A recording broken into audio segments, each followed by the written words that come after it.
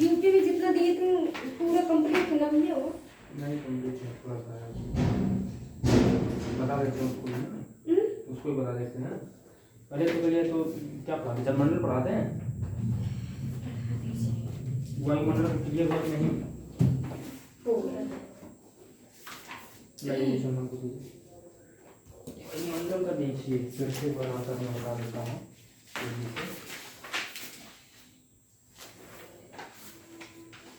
यहाँ से थोड़ा सा भैया इसमें कौन सा पढ़ना है? ये कॉलम में जो बना है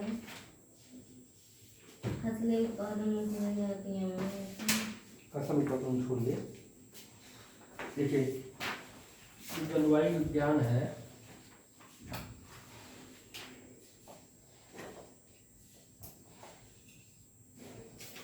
जलवायु विज्ञान में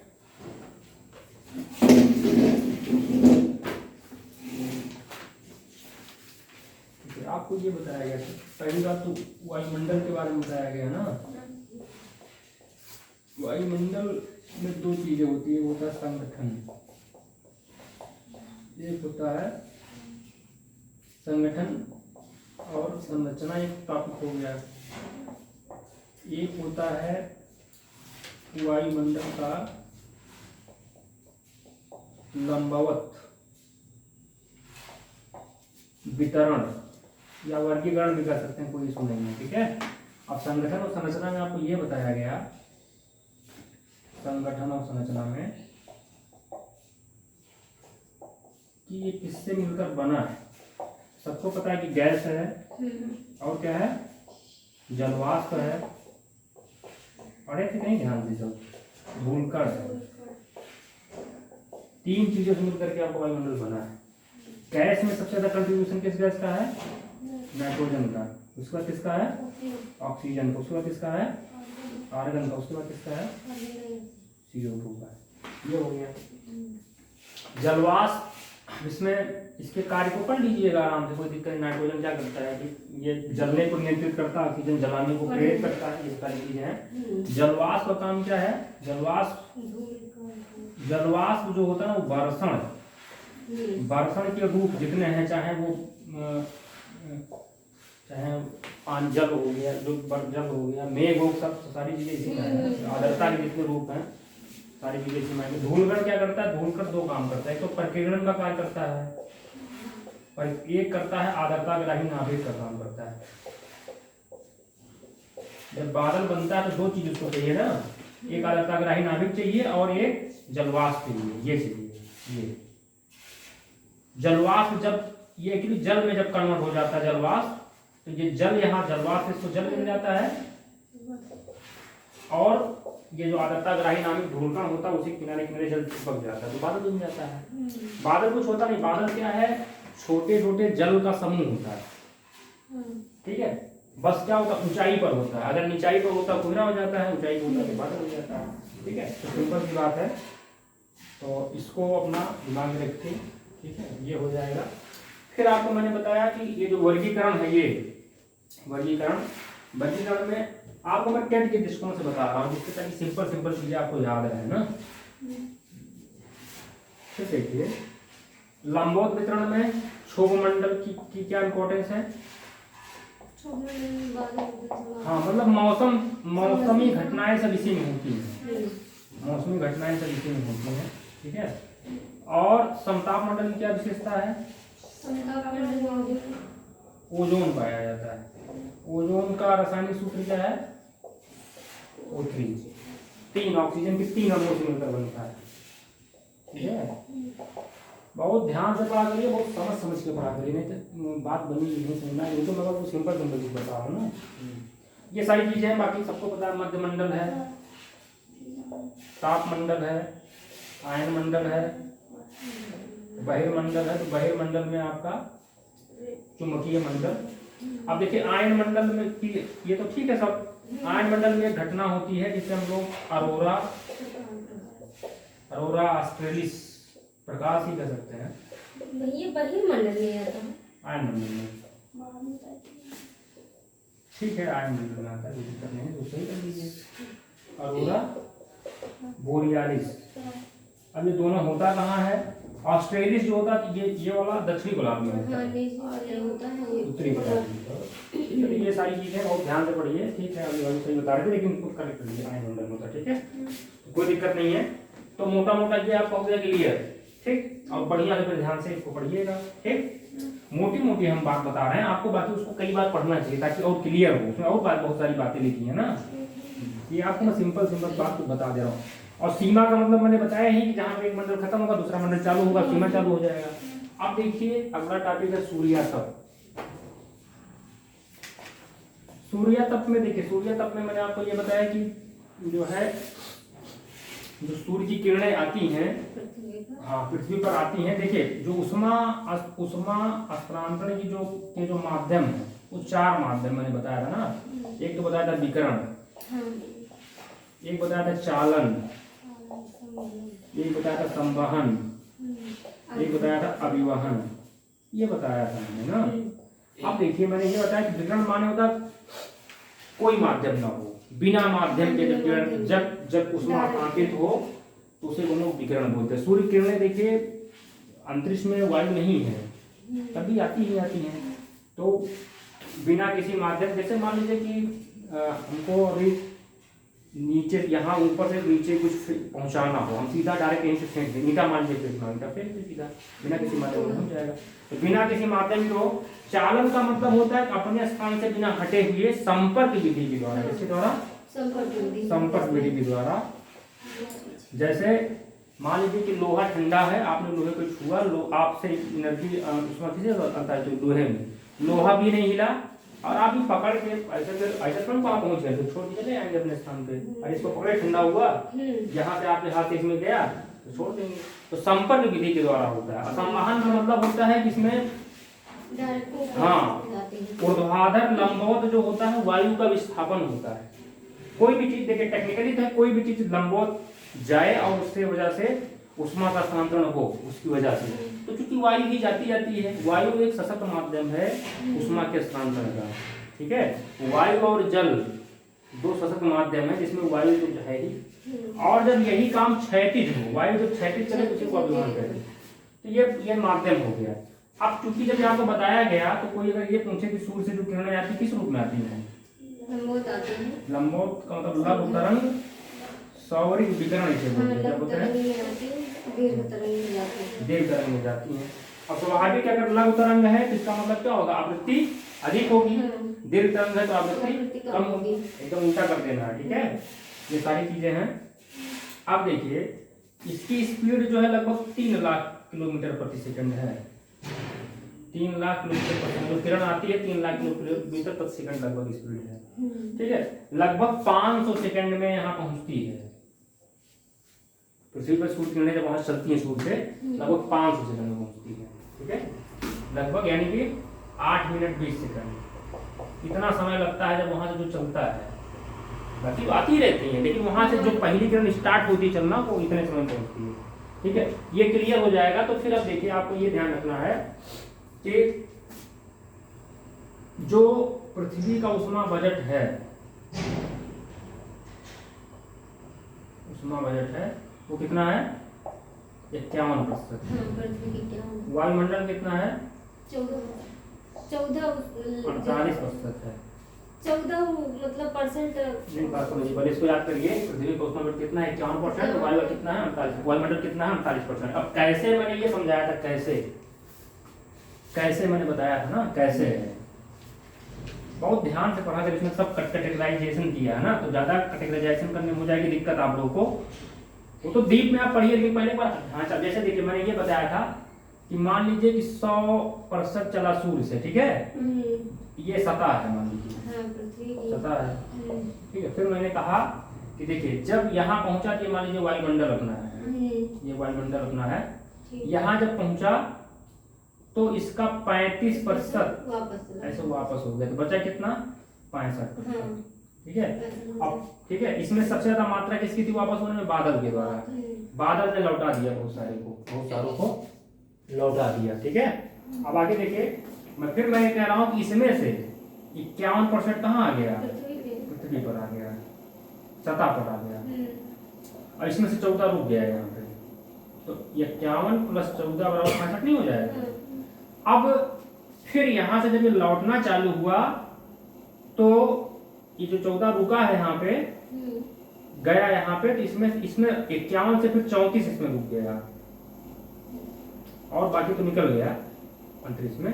तो 14 44 कितना हो गया 28, 14 34 27। तो ऐसे है ये, इसीलिए मैं कह रहा हूँ कि वायुमंडल जो गर्म होता है वो आने वाली किरणों के द्वारा नहीं होता, जब लेकिन 34 इसका होगा, 34 जब यहाँ से जाती है, इसलिए वायुमंडल पहले गर्म नहीं होता, पहले सतह गर्म होती है फिर वायुमंडल गर्म होता है। देखिए सतह गर्म होती नहीं है, समझ में आई नहीं प्रक्रिया। तो सतह के द्वारा जब दीर्घ तरंग के रूप में किरणें जाती हैं उससे के द्वारा वायुमंडल गर्म होता है। इसी को इसको जो देखिए जो ये किरण आती है उसको हम लोग लघु तरंग बोलते हैं, जो आ रही है ऐसे, और जो इधर जाती है क्या बोलते हैं दीर्घ तरंग। इसको हम लोग पार्थिव विकिरण भी बोलते हैं। क्या बोलते हैं? क्योंकि पृथ्वी से रिलेटेड है, इसको पार्थिव विकिरण भी बोलते हैं। ठीक है, और लघु तरंग है ही, ठीक, तो कोई समस्या नहीं। और कभी कभी क्या होता है कि बादल के द्वारा, यही बादल के द्वारा फिर दोबारा लौटा दिया जाता है, कभी कभी ऐसा होता है। इसको हम लोग बोलते हैं आकाशीय विकिरण, क्योंकि ये आकाश से हो रहा है ना बादल के माध्यम से, ये आकाशीय विकिरण, या इसी को हम लोग बोलते हैं प्रतिलोम विकिरण। उल्टा ये नॉर्मल चीज नहीं है, बादल काम है लौटाना ही, इधर कभी कुछ लौटा देगा, इसके ऊपर से पड़ा तो उसको उधर लौटा देगा, बादल काम ही यही है। थोड़ा बहुत ग्रहण भी करता है लेकिन लौटाता जाता है। ठीक है, तो ये विकिरण के कई प्रकार हैं। ठीक है, तो ये जो प्रतिलोम विकिरण होता है, प्रतिलोम विकिरण या आकाशीय विकिरण, ये बादल के द्वारा नीचे जैसे यहाँ किरण गई ऐसे यहाँ इसने रोका फिर लौटा दिया, कुछ भाग होता है, सारा भाग नहीं होता, इसको हम लोग बोलते हैं प्रतिलोम विकिरण या आकाशीय विकिरण। ठीक है, ये क्लियर हो गया, कोई दिक्कत है नहीं। मैं आपको बस छोटी छोटी चीज तेजी से बता दे रहा हूँ, बाकी आप लोग उसको पढ़ के क्लियर करिए और उसको लूसेंट में लिखा उसकी बातों को समझिए, उसमें बहुत सारी ऐसी बात लिखी है। ठीक है, वायुमंडल किस विधि से गर्म होता है? संवहन विधि से। इसको पढ़िएगा ध्यान से, मिलेगा सब। ठीक है, अब देखिए है तापमान। अब तापमान मैंने ये बताया आपको कि तापमान पढ़ डालिएगा, तापमान को दिखाते हैं जैसे समताप रेखा से दिखाते हैं। ठीक है, अब देखिए आएगा, देखिए एक चीज सूर्य तप में और आपको जानना चाहिए, जैसे देखिए ये है, मान लीजिए पृथ्वी है, सबको पता है कि जीरो क्या है, भूमध्य रेखा या विषुवत रेखा। ठीक, ये सबको पता है कि कौन सी रेखा है, 23.5 अंश कर्क रेखा, 23.5 अंश मकर रेखा, ये सब याद हो जाना चाहिए ना, एकदम बढ़ जाना चाहिए। ठीक है, अब देखिए इसी फिर ये कौन सी रेखा होगी, 66 अंश, तो ये साउथ ना, देखिए सब साउथ में है, ये साउथ है, इसको हम लोग बोलते हैं अंटार्कटिक रेखा या अंटार्कटिक वृत्त। ठीक है, ये कौन सी रेखा है, आर्कटिक रेखा। ठीक है, ये क्या है, 90 सूत्री ध्रुव, ये क्या है 90 दक्षिणी ध्रुव। ये तो याद ही हो गया सबको, एकदम सीरियस होकर पढ़ेंगे तो बात बन जाएगी, लेकिन एकदम इसीलिए बार बार समझाता हूं लापरवाही मत किया करें, तो फेल हो जाए, कुछ नहीं कर पाएंगे। समझ में आ रहा कि नहीं? एकदम सीरियस रहा करिए पढ़ाई में। आप लोगों को तो इतना बढ़िया अवसर मिला है, पूछते रहना चाहिए, समझते रहना चाहिए, लेकिन आप लोग इसको एकदम बहुत एक लाइन पढ़िए। अभी तो मान लीजिए एग्जाम है, उसको एक लाइन पढ़िए, जहाँ कुछ दिक्कत हो, क्योंकि लूसेंट जिसका तैयार होगा उसका जीएस तो कहीं नहीं रुकना है, लूसेंट ही नहीं तैयार है ना, ये तो हम लोग खुद भूल जाते हैं, सब नहीं तैयार रहता, भूल जाते हैं। इतना क्लियर हो गया ना? आप देखिए सूर्य क्या होता है, इसी के बीच में टहलता है, कभी ऐसे ऐसे ऐसे और ऐसे टहलता है, यानी कि 23.5 टहलता है। और 23.5 क्यों टहलता है? क्योंकि पृथ्वी 23.5 झुकी हुई है। कितनी झुकी हुई है? 23.5 झुकी हुई है। अगर वो झुकी नहीं होती तो सूर्य हमेशा विषुवत रेखा पे होता है, समझ में आ गया नहीं? ये चूंकि झुकी हुई है इसीलिए 23.5 तक, जितना झुकी उतना ही टहलता है वो। ठीक है, 23.5 तक इधर जाता, 23.5 तक इधर जाता। अब एक बार यहाँ से यहाँ जाने में 3 महीना लगता है, फिर लौटने में 3 महीना लगता है, फिर यहाँ 3 महीना लगता है, फिर यहाँ 3 महीना जाने लगता है, तो पूरा 12 महीना हो गया। ठीक है, अब इसका देखिए समय है, क्योंकि इसको भूमध्य रेखा बोलते हैं। जब सूर्य यहाँ पे होता है इसको हम लोग कहते हैं विषुव। क्या बोलते हैं? विषुव बोलते हैं। ठीक है, और ये कब कब होता है? दो बार होता है, 21 मार्च 23 सितंबर। 23 सितंबर को 2 बार होता है, 23 मार्च और 23 सितंबर को होता है। अब देखिए, अब इसको समझने की जरूरत है, ये सब 3-3 महीने को होगा, एक एक डेट पड़ेगा, लेकिन अब छुट्टी के 2 बार छुट्टी यहाँ पे देखिए ऐसे गया आया फिर गया फिर गया फिर आया, 2 बार आ रहा है ना। अब जैसे देखिए सूर्य यहाँ पे कब होता है, 21 जून को होता है। कब होता है? 21 जून। कर्क रेखा पर सूर्य कब चमकता है? 21 जून को चमकता है, हम सबको पता है। अब 21 जून को चमकेगा, तो जब यहाँ लौटेगा तो कब पहुंचेगा? 23 सितंबर को पहुंचेगा यहाँ पे कोई जगह। अगर ऐसे गया तो यहाँ कब पहुंचेगा? 23, क्योंकि देखिए जो लगभग 3 महीने का समय देखिएगा ना, जून के बाद सितंबर आएगा, जून के बाद देखिए जुलाई, अगस्त, सितंबर, मोटा मोटा। अब जब यहाँ पहुंचेगा तो यहाँ कब पहुंचेगा? 22 दिसंबर। तो सूर्य मकर रेखा पर चमकता है 22 दिसंबर, जो कि अभी गया। इसका मतलब सूर्य अभी किस गोलार्ध में है? दक्षिणी गोलार्ध में, ठीक है। अब फिर जब दिसंबर का लौटेगा, सूर्य कब पहुंचेगा यहाँ पे? 21 मार्च को। तो देखिए 21 मार्च 23 सितंबर 2 बार पहुंचा। अब सूर्य देखिए 21 मार्च को अभी आएगा जब, तो यहाँ सूर्य पहुंचेगा। यहाँ से सूर्य चल रहा है, अभी मकर राशि में है, ऐसे से पहुंच जाएगा यहाँ पे, ठीक है। समझना है नहीं कहानी? देखिए अभी सूर्य यहाँ से देखिए 22 दिसंबर से होकर के जनवरी चल रहा है, यहाँ से चल रहा है, फिर यहाँ 21 मार्च को यहाँ पहुंच जाएगा, और फिर जून में कहाँ पहुंचेगा? कर्क रेखा पहुंचेगा, फिर लौटेगा 23 सितंबर को, फिर यहाँ पहुंच जाएगा, फिर 22 दिसंबर को यहाँ पहुंचेगा। ये याद कर लीजिए बढ़िया से, ये जो हमने बताया कहानी, इसको याद कर लीजिए, पूछता कभी। तो सूर्य कर्क रेखा पर कब चमकता है? 21 जून को। इसको बना लीजिए, याद कर लीजिए।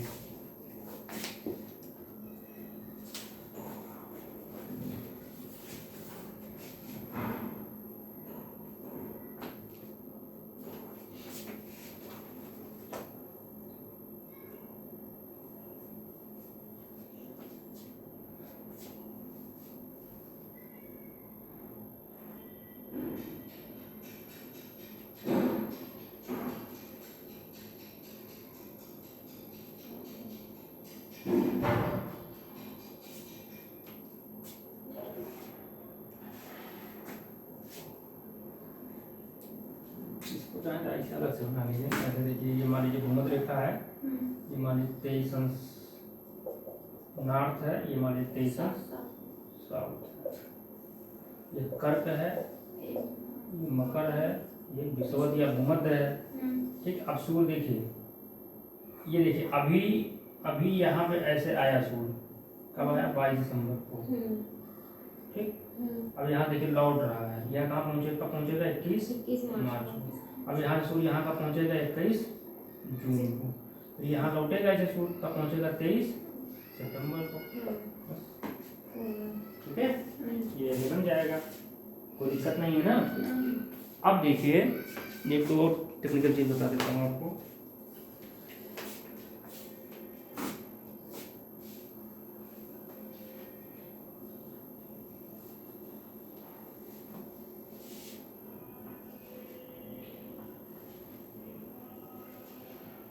जो चीज देखिए आपको बढ़िया से आता है, अपना विषय भी उसी को पहले पढ़िए। जो कम आ रहा है उसको देखा जाएगा, बाद में क्या करना है। पहले देखिए, पहले होता नहीं, जो चीज आपके पास नहीं है उसके लिए उतना नहीं परेशान, जो आपके पास है उसके लिए परेशान होंगे। अरे जो है उसको तो पहले समझिए बढ़िया से। अगर इस इंसान को जो चीज आता है, अगर उसी बच्चे से पकड़ हो जाए, उसी से पास हो जाएगा एग्जाम। अब आदमी लेकिन इसके लिए परेशान होता है जो उसको नहीं आता है, उसी के लिए दिन रात हमको नहीं आता है। जो आता है वो भी सही नहीं तैयार है। इसलिए जो आता है सबको, किसी को पूरा नहीं आता। अगर किसी को अपने 10 मिनट में 5 मिनट तैयार हो जाए, पास कर जाएगा एग्जाम, कोई दिक्कत नहीं है, ठीक है। तो वो उस पर फोकस। अब देखिए एक चीज तो कंडीशन हो गई, 4 डेट मैंने बताया, सबको क्लियर हो गया। अब देखिए 2 कंडीशन, एक शब्द होता है अपसौर, अपसौर और उपसौर। इसका मतलब क्या होता है? अपसौर माने जब पृथ्वी सूर्य के बीच में दूरी ज्यादा होती है, और ये कब होती है? 4 जुलाई को होती है। और उपसौर माने क्या होता है? जब नजदीक होती है पृथ्वी सूर्य के बीच की दूरी, ये कब होती है? 3 जनवरी को होती है। इसको भी याद कर लीजिए, ठीक है, इसको भी याद कर लीजिए। इसकी कहानी थोड़ा सा लंबी है, इसको भी छोड़ते हैं, अभी आप लोग याद कर लीजिए और इतना जानते रहिए, ठीक है। अगर ये कंडीशन है तो दूर है, और कब होता है? 4 जुलाई को होता है। ऑफशोर कब होता है? 3 जनवरी को होता है। बस इससे इतना आप लोग समझ सकते हैं कि देखिए 3 जनवरी अभी गया ना, देखिए गया। अब इस समय पृथ्वी सूर्य के बीच की दूरी क्या रही होगी? कम रही होगी। अब कम रहने से क्या होगा? कम रहने से सूर्य की ऊर्जा ज्यादा पृथ्वी को मिलेगी, दूरी कम हो गई है। इसका मतलब ये हो गया कि जितनी, अगर ये इस कंडीशन की वजह से जितनी ठंडी पड़नी चाहिए उतनी ठंडी नहीं पड़ेगी। और अक्सौर में क्या होगा, दूरी बढ़ गई। अक्सौर ये कब होता है, 4 जुलाई को। तो इस समय जुलाई का मतलब क्या होता है, अपने यहाँ गर्मी का दिन होता है। तो जितनी गर्मी पड़नी चाहिए उतनी गर्मी नहीं पड़ती है, इसीलिए नहीं पड़ती। इसीलिए उत्तरी गोलार्ध में रहना आसान, इसीलिए उत्तरी गोलार्ध में जनसंख्या ज्यादा है, क्योंकि यहाँ पे जो खगोलीय स्थिति है वो थोड़ा सा मौसम के हिसाब से सही है। यानी कि देखिए ठंडी का मौसम है तो उसमें पृथ्वी सूर्य के बीच की दूरी ज्यादा कम हो गई, अब कम होने के चक्कर में ज्यादा ऊर्जा मिली, इसलिए उतनी ठंडी नहीं पड़ पाई। और जुलाई में क्या हुआ, दूरी ज्यादा है, और जबकि गर्मी का समय है तो गर्मी कम मिला, नहीं तो और गर्मी पड़ती। यही उल्टा का क्या होता है दक्षिण गोलार्ध में, इसी का उल्टा दक्षिण गोलार्ध में होता है सब। गर्मी के समय ज्यादा गर्मी, ठंडी के समय ज्यादा ठंडी। समझ में नहीं, तो ये बहुत अच्छी कंडीशन उत्तरी गोलार्ध के लिए है। ठीक है, मतलब मैंने आपको एक गाँवी भाषा में बता दिया, बाकी टेक्निकल कंडीशन कुछ चित्र में देखना पड़ेगा, तो उसके लिए हम लोग बाद में पहले जब ठीक है देखा जाएगा। इतना समझ में आया नहीं समझ में आया? चलिए अब देखिए ये हो गया आपका। अब ये तो हो गया। अब देखिए अगला चीज है आपका वायुदाब। क्या है, वायुदाब है ना। वायुदाब में देखिए आपको मैंने बताया कि वायुदाब 2 होता है, या तो ये हाई प्रेशर होगा, ये लो प्रेशर हो गया। अब इसका भी ऐसे जब बनाएंगे आप ऐसे, उस दिन मैंने डिटेल समझाया था।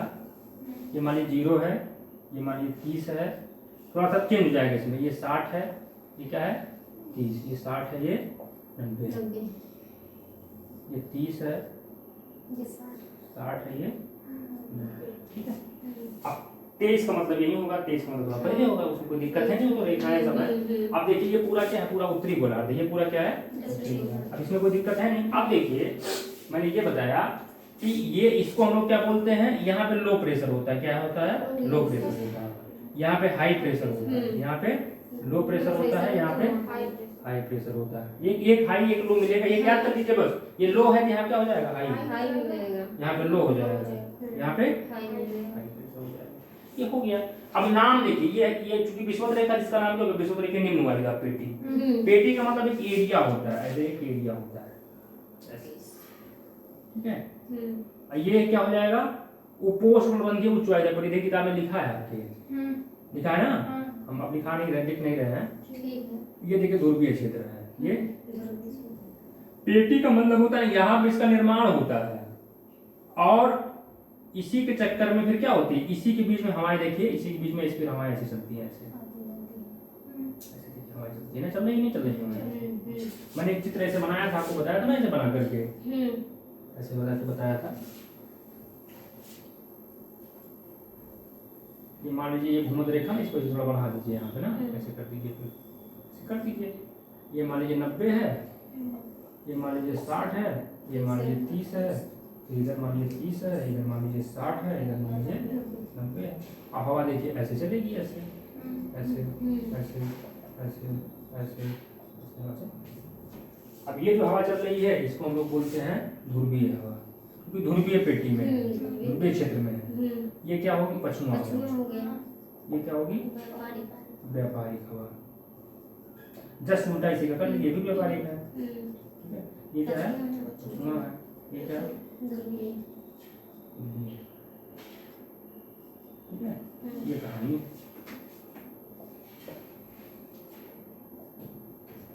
ध्रुवीय हवा है। ठीक, तो कोई दिक्कत है नहीं। अब मैंने बताया था कि उत्तरी गोलार्ध में हवाएं दाहिनी तरफ मुड़ जाती है, दक्षिणी गोलार्ध में बाईं तरफ। ऐसा क्यों होता है, कोरियलिस बल के कारण होता है। जैसे ये हवा, जैसे मान लीजिए ऐसे है, ऐसे कोई क्षेत्र है, ये मान लीजिए 30 से 60 का क्षेत्र है, हवा को जाना चाहिए था ऐसे, लेकिन गई कैसे, ऐसे। अगर उधर ये उत्तरी गोलार्ध था और अगर यही क्षेत्र है 30 से 60, तो हवा को जाना चाहिए था ऐसे, लेकिन मुड़ किस तरफ गया, इस तरफ मुड़ गया, बाईं तरफ मुड़ गया। देखिए मुड़ गया कि नहीं मुड़ गया, ये ऐसे गड़बड़ बना दिए हैं, ये गड़बड़ बन गया, ऐसे मुड़ेगा। ठीक है, ये देखिए ऐसे बनाना, तो देखिए ऐसे मुड़ जाएगा। ठीक है, क्योंकि पछुआ में तो देखिए पश्चिम में है ना, पश्चिम में है। ठीक है, एक मिनट, ठीक है, ये ऐसे ना, तो ये क्योंकि देखिए चलना चाहिए था ऐसे, लेकिन चलेगा कैसे, बाएं तरफ ऐसे। एक्चुअली ये हाई प्रेशर है ना, ये ये लो प्रेशर है, ये हाई प्रेशर है ना। हमेशा हाई प्रेशर से लो प्रेशर हम गड़बड़ बना दिए थे ना, इसको लो कर दिए, इसको हाई कर दिए थे। तो हाई से लो, देखिए ये हाई है ना, ये हाई है, हाई से। ये लो है, तो इस तरह से चलेगा। ठीक है, ठीक, तो कोई दिक्कत नहीं है। हाई प्रेशर से लो प्रेशर तक देखिए अपने दाहिनी तरफ ऐसे मुड़ गई। ठीक है, तो कोई दिक्कत नहीं है। ठीक है, तो ये समझ में आई गया सबको। अब देखिए मैंने कुछ नाम बताया था। देखिए ये विषुवरेखीय पेटी, यहाँ इस क्षेत्र को हम लोग क्या बोलते हैं, शांत पेटी बोलते हैं। क्या बोलते हैं, शांत पेटी या डोलड्रम पेटी बोलते हैं। इसमें कौन सी हवा चलती है, विषुवरेखीय पछुआ हवा चलती है। पछुआ हवा इसका मतलब दो जगह पाई जाती है, एक तो ये पहिया है, इस शांत पेटी में भी 0 से 5 के बीच में डोलड्रम पेटी है जो, उसमें भी पछुआ हवा चलती है। ठीक है, शांत है लेकिन शांत में भी एक हवा चलती है, जिसे हम लोग क्या बोलते हैं, विषुवरेखीय पछुआ हवा बोलते हैं। इसको याद कर लीजिए अपना। अब देखिए मैंने कहा ये जो 30 से 35 का क्षेत्र है, इसे हम लोग क्या बोलते हैं, अस्वच्छांक, क्योंकि यहाँ पे हवा में गति नहीं होती, हवा शांत होती है। तो पहले प्राचीन काल में व्यापारियों को जहाज ले जाने में, इस क्षेत्र में खेने में, चलाने में, चप्पू चलाने में दिक्कत होती है, इसलिए वो बता देते हैं। अब देखिए यहाँ मैंने बताया कि 40 होगा उसका कुछ नाम है, 50 कुछ होगा उसका कुछ नाम है, 60 है, जैसे गरजती 40, भयंकर 50, 30, 60, ये सब मैंने बताया है, कोई दिक्कत है नहीं। समझ में आई ना, आपकी समस्या तो है नहीं। चलिए हो गया, ठीक है।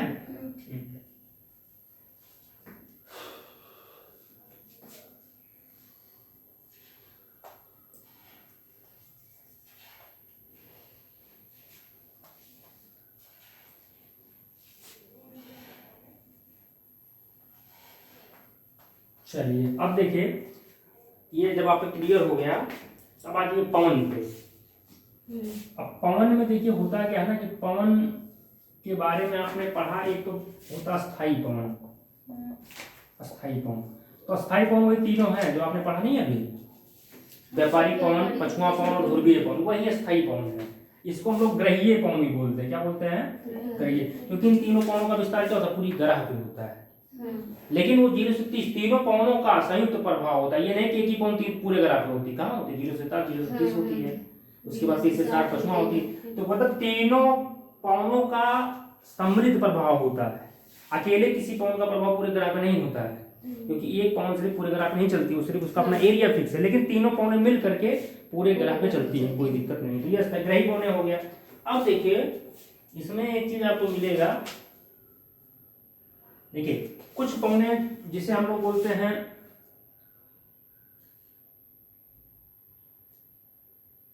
आप कह सकते हैं स्थानीय पवन बोल सकते हैं। क्या बोल सकते हैं, स्थानीय पवन। तो स्थानीय पवन में मैंने बताया जैसे स्थल व समुद्री संगीत,